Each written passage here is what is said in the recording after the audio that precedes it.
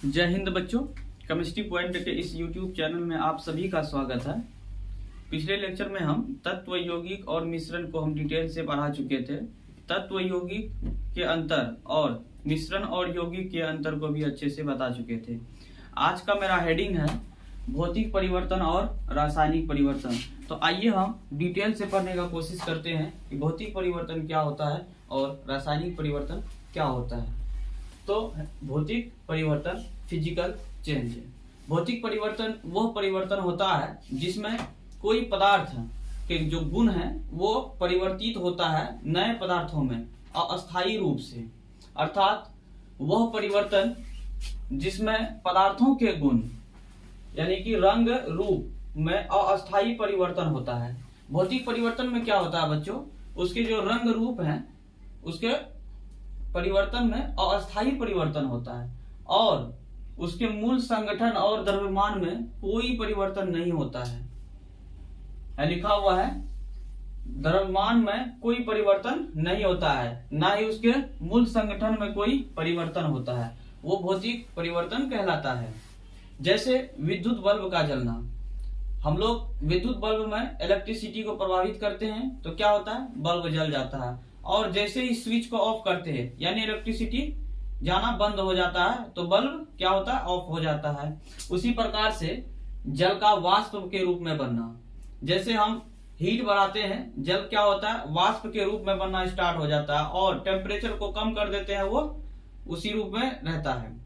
और जैसे कि हम लोग वाष्प को और ठंडा कर देते हैं जिसको कंडेंसेशन बोलते हैं तो वो क्या होता है, द्रव के रूप में परिवर्तित हो जाता है। और जल में नमक का विलयन, जैसे ही हम जल में नमक को घोलते हैं तो क्या होता है, विलयन यानी कि सॉल्यूशन बन जाता है। और जब हमको फिर से नमक प्राप्त करना होता है तो उसमें क्या करते हैं, हीट करते हैं जल को और यानी कि सॉल्यूशन को, तो क्या होता है, पानी भाप बन के उड़ जाता है और हमें नमक प्राप्त हो जाता है।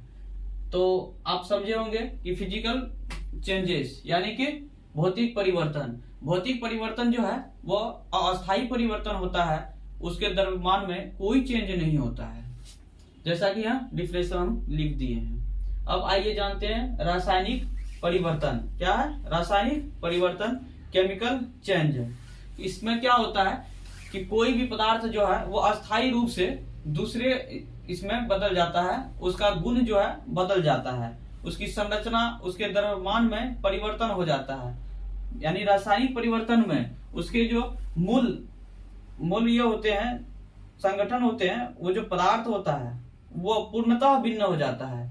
जैसे कि लोहे में अगर जंग लग जाता है तो उस लोहे का द्रव्यमान उतना नहीं रह जाता है जितना पहले था। उसी प्रकार से भोजन का पचना, हम लोग कोई भी भोजन खाते हैं, ठीक है, जब वो डाइजेस्ट हो जाता है तो क्या होता है, वो फिर पुराने रूप में नहीं रह पाता है, वो पूर्णतः डाइजेस्ट हो जाता है। उसी प्रकार से तीसरा एग्जांपल है फल का पकना। जब फल पक जाता है, आप लोग देखे होंगे आम का पेड़ है ना, तो उसमें फल क्या होता है, पक जाता है। जब वो पक जाता है तो वो क्या है, रासायनिक परिवर्तन है। क्यों? क्योंकि वो फिर से कच्चे आम के रूप में हम लोग परिवर्तन नहीं कर सकते हैं। आइए अब हम लोग भौतिक परिवर्तन और रासायनिक परिवर्तन के अंतर को जानते हैं कि इन दोनों में क्या क्या अंतर है।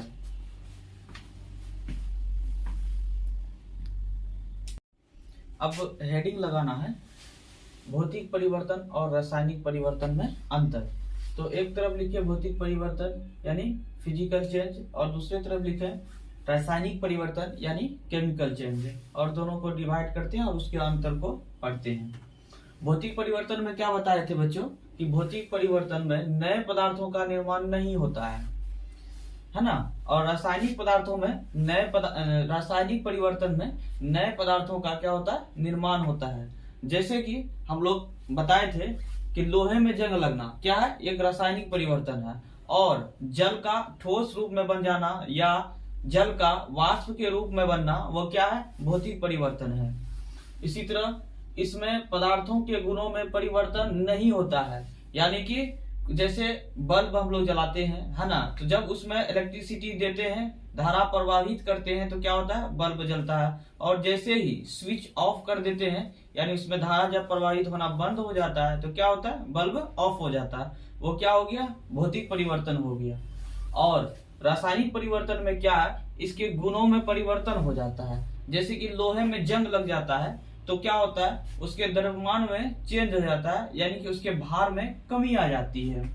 और तीसरा है, यह परिवर्तन अस्थायी परिवर्तन है, यानी जब कोई जल है, क्या होता है, वो ठोस रूप में बदलता है, और पुनः जब उसको हम टेम्परेचर देते हैं, तो क्या होता है, वो फिर से जल के रूप में, यानी कि वो द्रव में बदल जाता है। वो क्या हुआ, अस्थायी परिवर्तन हो गया। और रासायनिक परिवर्तन क्या है, यह अस्थायी परिवर्तन है, यानी जैसे कि हम लोग खाना खाते हैं, वो डाइजेस्ट हो गया भोजन, तो क्या हो गया, फिर से वो भोजन नहीं बन सकता, यानी कि वो अपने मूल अवस्था में नहीं आ सकता है। उसी तरह से क्या हुआ, ये अस्थायी हो जाता है। जैसे कि कोई आम है, ठीक है, फल है, यानी आम नहीं, आम एग्जाम्पल देते हैं, फल है, क्या हुआ, वो पक गया, पकने के बाद फिर वो कच्चा नहीं हो सकता है, यानी क्या है, वो रासायनिक परिवर्तन कहलाएगा। चौथा है, इसमें पदार्थों के द्रव्यमान में कोई परिवर्तन नहीं होता है। जैसे कि 1 लीटर जल है, उसको ठोस रूप में बना देते हैं, तो क्या होता है कि वो उसका क्या हुआ, मास में कोई चेंज नहीं हुआ, बस सिर्फ उसका आकार में परिवर्तन हो गया कि ये द्रव था, तो द्रव से ठोस रूप में चला गया। और इसके द्रव्यमान में परिवर्तन होता है, जैसे कि अभी बताया कि उसके भार में कमी आ जाती है जब लोहे में जंग लग जाता है। तो पांचवा है, इसमें ऊष्मा का परिवर्तन हो भी सकता है और नहीं भी, यानी कि इसमें क्या होता है, हीट बाहर जा भी सकता है और नहीं भी। परंतु रासायनिक परिवर्तन में क्या होता है कि ऊष्मा का परिवर्तन अवश्य होगा, या तो एब्जॉर्प्शन होगा या तो एक्सक्रेशन होगा। ठीक है बच्चों, तो आइए अब हम लोग पढ़ते हैं सॉल्यूशन के बारे में, कोलाइडी सॉल्यूशन और निलंबन के बारे में, यानी सस्पेंशन सॉल्यूशन और कोलाइडल सॉल्यूशन के विषय में। ठीक है, तो आइए नया हेडिंग डालते हैं हम लोग, कोलाइडी विलयन यानी कि ट्रू सॉल्यूशन, सस्पेंशन और निलंबन के बारे में विस्तार पूर्वक पढ़ते हैं।